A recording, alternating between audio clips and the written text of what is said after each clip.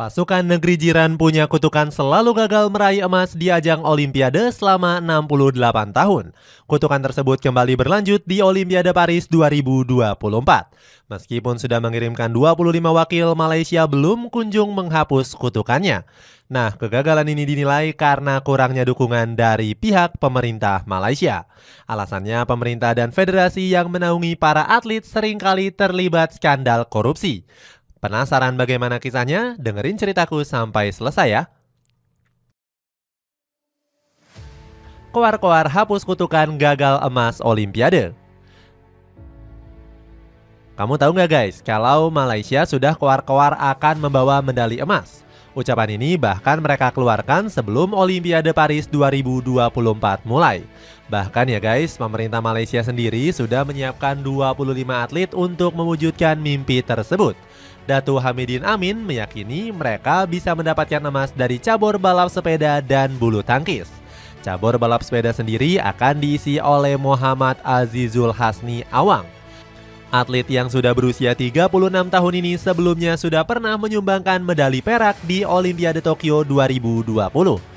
Selain itu, di balap sepeda putri, Nurul Izzah Izzati Muhammad Asri diperkirakan akan menjadi penantang utama untuk Malaysia. Dirinya merupakan peraih perunggu di Asian Games 2022. Selain itu, Malaysia juga akan mengandalkan atlet dari cabur bulu tangkis. Mereka bahkan sangat berharap bahwa cabur ini dapat mempersembahkan medali emas pertama mereka. Bahkan salah satu pebulu tangkis tunggal Malaysia yakni Lee Zijia berani koar-koar akan memenangkan medali emas. Atlet berusia 26 tahun tersebut berada di peringkat 10 dunia saat ini. Saya tahu bahwa saya punya potensi untuk juara, tetapi saya masih agak kesulitan mempertahankan konsistensi performa saya, ucap Lee Zijia. Nggak cuma itu guys, Malaysia juga dikabarkan akan mengharapkan emas dari sektor ganda putri. Aaron Chia dan Soh Woyuyik sering sekali disebut sebagai ganda yang menjanjikan. Saking seriusnya Malaysia di cabur bulu tangkis, negeri jiran sampai memanggil Lee Chong Wei sebagai manajer tim badminton. Chong Wei memenuhi semua persyaratan. Dia punya banyak pengetahuan, punya pengalaman langsung dari hari-harinya bermain. Dirinya juga sangat dihormati oleh para pemain, ucap Ketua BAM. Kegagalan akibat ulah pemerintah. Namun harapan Malaysia untuk mendapatkan emas di Olimpiade Paris harus gagal. Jadi guys, hal ini bisa terjadi karena salah satunya pejabat pemerintahan mereka dinilai sebagai aktor kegagalan. Loh kok bisa? Jadi guys, mantan Menteri Pemuda dan Olahraga yaitu Syed Saddiq tercatat melakukan korupsi pada 2020 yang lalu. Nah, hal ini secara nggak langsung memengaruhi pendanaan dari industri olahraga. Saddiq melakukan penggelapan properti serta pencucian uang sebesar 1 juta ringgit. Oleh karena itu, dirinya harus divonis dengan hukuman 7 tahun penjara, denda 2,1 juta US dollar dan hukuman cambuk. Bahkan Saddiq juga diduga melakukan penggelapan dana yang seharusnya digunakan untuk keperluan olahraga Malaysia. Hal ini tentunya menimbulkan kerugian bagi negeri jiran. Selain itu, federasi-federasi olahraga yang ada di Malaysia juga banyak yang melakukan penilapan uang negara loh guys. Salah satunya adalah FAM yang merupakan induk sepak bola Malaysia. FAM ini ternyata memang terkenal kontroversial. Kalian tahu nggak sih kalau mereka ini sering disebut melakukan korupsi? Salah satu proyek yang diduga mereka korupsi adalah pembuatan akademi sepak bola. Proyek ini sendiri sudah diberikan anggaran oleh pemerintah Malaysia sebesar 85 juta ringgit. Namun banyak sekali kejanggalan dari program-program tersebut setelah selesai dibangun. Banyak atlet sepak bola muda Harimau Malaya yang mengeluhkan fasilitas yang diberikan. Mulai dari atap yang bocor di ruangan hingga gym yang fasilitasnya nggak lengkap. Lanjutkan kutukan gagal emas. Malaysia harus kembali gagal menghapus kutukan bisa meraih medali emas di Olimpiade Paris 2024. Kegagalan ini membuat pasukan negeri jiran kembali meneruskan puasa emas selama 68 tahun.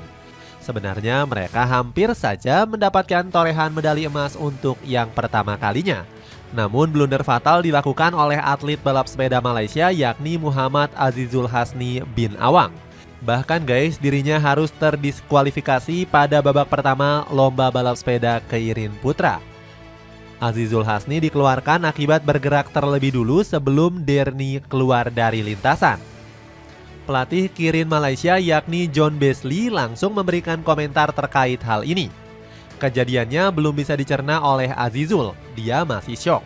Saya mengharapkan Derni bergerak lebih cepat, tetapi ini tidak masalah. Aturannya mengatakan bahwa pembalap tidak boleh mendahuluinya, ujar John.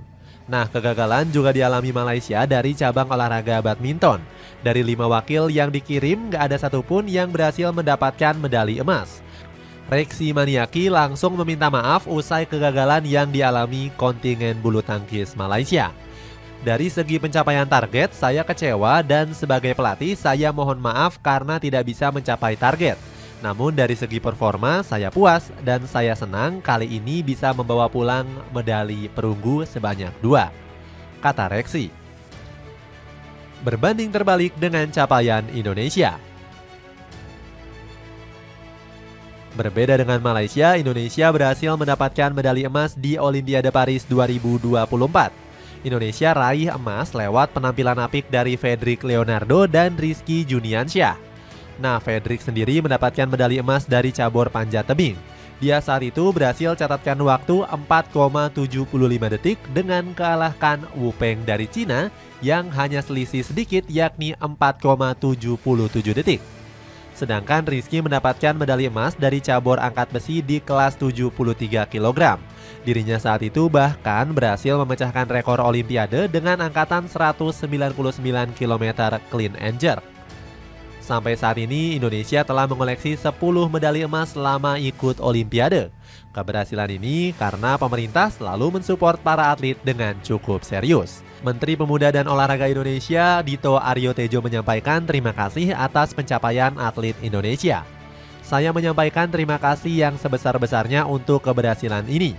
Untuk kedepannya saya berkomitmen untuk mendukung semua cabur yang punya potensi meraih emas, kata Dito. Kemarahan dan sindiran netizen Malaysia. Jadi guys, pencapaian yang diraih Indonesia malah mengundang kemarahan dan rasa iri dari netizen Malaysia. Loh, kok bisa? Mereka kecewa karena Malaysia kembali gagal mendulang emas. Bahkan ya, warga negeri jiran sampai menyindir prestasi yang diraih atlet tanah air. Lewat unggahan media sosial X, salah satu netizen bilang kalau prestasi Indonesia bukanlah sebuah pencapaian yang luar biasa. Lagi malu ada 275 juta penduduk tapi berhasil raih 2 emas saja. Betul-betul tak pandai cari talent atau bagaimana? Ujar seorang netizen yang berbasis di Selangor. Sontak unggahan tersebut langsung memancing amarah warganet Indonesia. Nah, para netizen Indonesia langsung memberikan balasan yang dinilai sangat skakmat. Saat itu ada yang bilang kalau Indonesia nggak perlu malu karena mendapatkan emas sedikit. Menurutnya mending dapat emas daripada belum pernah sama sekali. Ngapain malu sama yang gak pernah dapat emas? Sepanjang sejarah Olimpiade, Indonesia sudah dapat 10 emas. Malaysia belum pernah dapat sama sekali, ucap salah satu netizen. Setelah itu, para warganet Malaysia nggak lagi menanggapi balasan dari netizen tanah air. Selain itu nih, kemarahan warganet Malaysia semakin memuncak karena ulah Menpora mereka sendiri. Saat itu, Yanah Yoh dinilai melakukan blunder dengan mengucapkan selamat kepada atlet Thailand. Sang Menpora memberikan ucapan selamat kepada Kunvalut Vidistarn yang meraih medali perak. Gara-gara ini, salah satu warganet Malaysia memberikan kritik pedas kepada Hana.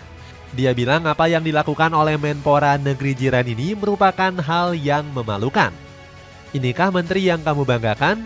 Mengidolakan atlet negara lain yang mengalahkan atlet dari negara sendiri, ucap netizen Malaysia.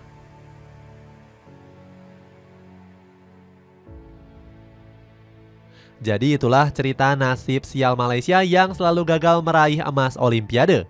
Pasukan negeri jiran harus melakukan pembenahan serius demi bisa menghapus kutukan panjang. Gimana menurut kalian? Ada komentar tentang cerita tadi?